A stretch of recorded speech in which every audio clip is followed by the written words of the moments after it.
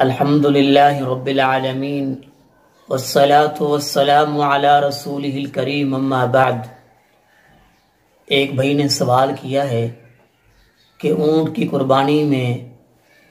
کتنے حصے ہو سکتے ہیں، کتنے حصے جائز ہیں؟ تو عرض یہ ہے کہ اونٹ کی قربانی میں 10 حصے ہو سکتے ہیں اور 7 بھی، اور اس کی دلیل یہ ہے سیدنا عبداللہ بن عباس رضی اللہ تعالی عنہ بیان فرماتے ہیں کہ ہم سفر میں تھے اور قربانی کا وقت آ گیا اور ہم میں سے 10 آدمی اونٹ کی قربانی میں شریک ہوئے اور 7 آدمی گائے کی قربانی میں شریک ہوئے۔ اور اس حدیث کو امام نسائی نے اور امام ابن ماجہ رحمہ اللہ علیہ مجمعین نے اپنی کتابوں میں نقل کیا ہے۔ علامہ عبید اللہ محدث مبارک پوری رحمۃ اللہ علیہ فرماتے ہیں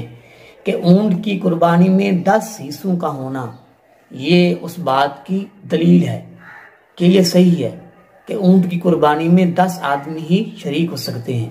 اور امام ابن اسحاق اور امام ابن خزیمہ کا بھی یہی قول ہے اور فرماتے ہیں یہی حق ہے۔ اور امام ابن خزیمہ کی حدیث ہے کہ فرماتے ہیں کہ رافع بن خدیج رضی اللہ تعالیٰ عنہ حدیث کا راوی ہیں، فرماتے ہیں کہ رسول اللہ صلی اللہ علیہ وسلم نے 10 بکریوں کو ایک اونٹ کے برابر قرار دیا، ایک اونٹ کو 10 بکریوں کے برابر قرار دیا، یعنی 10 بکری ہوں جو 2 دانتی ہوں تو وہ ایک اونٹ کے برابر ہیں۔ تو 2 دانتی بکریوں میں 10 آدمی ہی شریک ہوں گے تو 10 قربانی ہوں گی، تو اونٹ میں بھی 10 بندے شریک ہو سکتے ہیں، اور فرماتے ہیں یہی حق ہے۔ اور اس حدیث کو امام بخاری رحمۃ اللہ علیہ نے اپنے صحیح بخاری میں نقل کیا ہے،